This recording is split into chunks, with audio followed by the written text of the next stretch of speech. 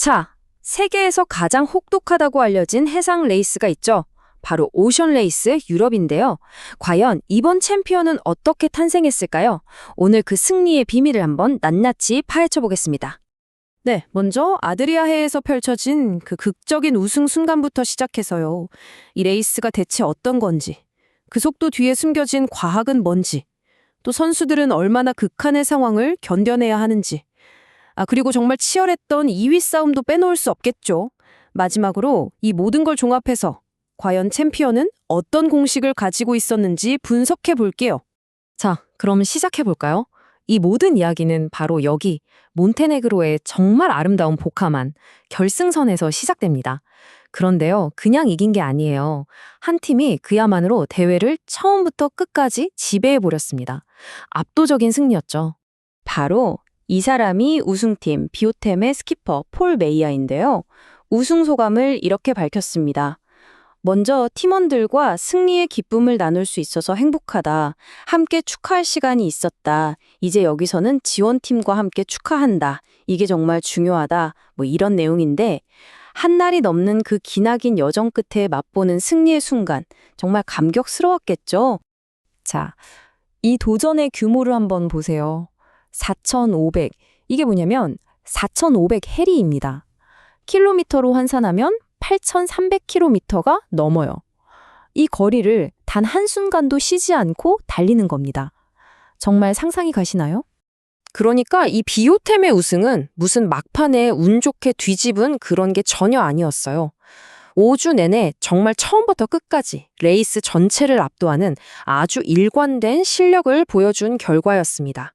자, 그럼 어떻게 이겼는지 제대로 알려면 이 게임의 룰, 그러니까 이 레이스가 도대체 어떤 경기인지부터 알아봐야겠죠. 한번 들여다보겠습니다. 이게 전체적인 여정인데요. 8월 10일에 독일 킬에서 출발해서요. 발트해, 북해, 대서양, 지중해까지 유럽의 온갖 험한 바다는 다 거치는 겁니다. 그리고 9월 15일에 몬테네그로 복하만에서 마지막 구간을 마치고 20일에 최종 연한 레이스로 마무리되는 정말 5주에 걸친 대서사시였죠. 그리고 이게 진짜 중요한데요. 그냥 마지막에 1등으로 들어오면 장땡? 이게 아니라는 겁니다. 점수 시스템이 좀 복잡해요. 총 5개의 긴 구간, 옵쇼어 레그라고 부르는데 여기서 순위별로 점수를 받고요. 중간중간에 스코어링 게이트라는 보너스 점수 구간도 있어요. 그러니까 매 순간, 매 마일이 다 중요한 거죠. 한마디로 꾸준히 잘해야 이기는 게임입니다. 자, 최종 점수판을 한번 보시죠. 1위 비오템이 55점.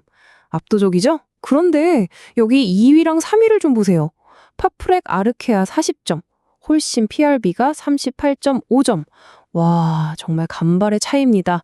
이 치열했던 2위 싸움은 잠시 후에 다시 자세히 살펴볼게요. 자, 근데 이 레이스는 단순히 선수들끼리의 경쟁이 아니에요. 사실상 지구상에서 가장 진보된 바다 위의 F1 머신들이 벌이는 기술 전쟁이기도 합니다. 바로 이 하늘을 나는 요트 아이에모카에 대한 이야기죠. 여러분, 이건 우리가 보통 생각하는 그런 요트가 아닙니다. 길이가 60피트, 거의 18m나 되는 이 배들은 탄소 섬유로 만들어진 말 그대로 바다 위의 로켓이에요.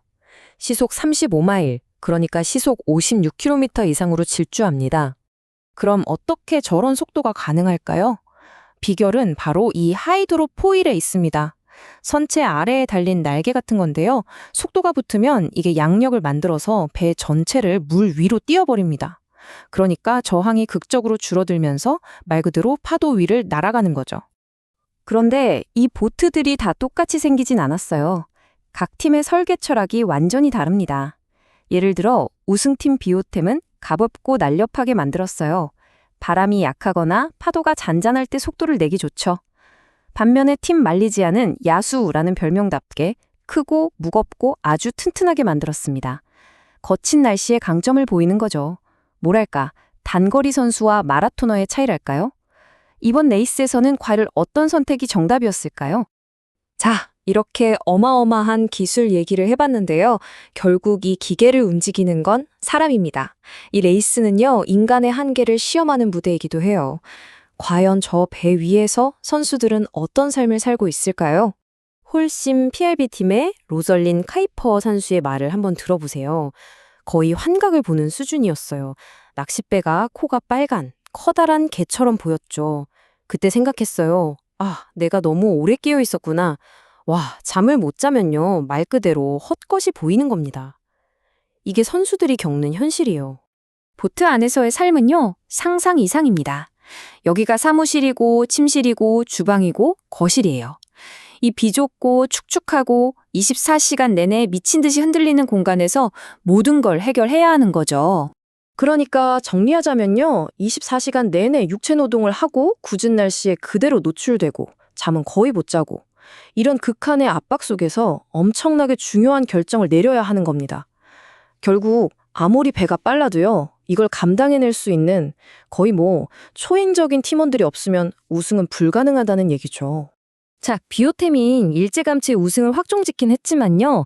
레이스는 아직 끝나지 않았습니다. 오히려 진짜 드라마는 2위 자리를 놓고 벌어졌어요. 마지막 날까지 정말 손에 땀을 쥐게 하는 대결이 펼쳐졌습니다. 이것 좀 보세요. 마지막 레이스 직전 점수입니다. 파프렉 아르키아가 34점, 홀신 PRB가 33.5점. 점수 차이가 고작 0.5점입니다. 0.5점? 지난 한 달간 그 고생을 했는데 그 모든 게 이 마지막 단 한 번의 레이스로 결정되는 순간이었어요. 압박감이 정말 장난 아니었겠죠. 상황은 아주 간단했습니다.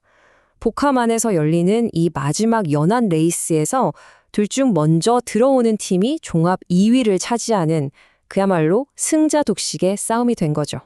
결과는 어떻게 됐을까요? 레이스가 시작되고 파프레카 아르키아가 초반에 리드를 잡습니다. 그런데 이때 홀신 PRB가 귀동 중에 치명적인 실수를 하고 말아요.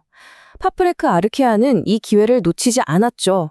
아주 깔끔하고 안정적으로 레이스를 운영하면서 결국 홀신 PRB보다 먼저 결승선을 통과합니다. 그렇게 극적으로 2위 자리를 차지하게 된 거죠. 자, 그럼 다시 우승팀 이야기로 돌아와서요. 4,500 캐리, 이 기나긴 여정 끝에 압도적인 승리를 거둔 비오템. 도대체 그 비결은 뭐였을까요? 이기는 공식이 있었을까요? 네, 역시나 비결은 단 하나가 아니었습니다. 우선 철저한 준비. 레이스 내내 배에 큰 고장이 한 번도 없었어요. 그리고 앞서 말했듯이 이번 레이스의 다양한 조건에 딱 맞는 보트를 선택한 것, 이것도 신의 한 수였죠.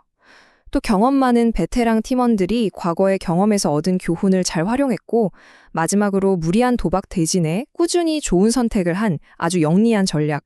이 모든 것들이 완벽하게 맞아떨어진 겁니다. 그렇다면 마지막 질문을 던져보겠습니다. 이런 극한의 레이스에서 과연 기계가 더 중요할까요? 아니면 그걸 조종하는 사람이 더 중요할까요? 글쎄요, 비오템의 우승이 그 답을 명확하게 보여주는 것 같습니다. 최첨단 기술은 분명 승리할 수 있는 잠재력을 주죠. 하지만 그 잠재력을 진짜 우승으로 바꾸는 건 결국 기계가 아니라 철저한 준비, 강인한 정신력, 그리고 완벽한 전략을 가진 바로 사람이라는 것을 말입니다.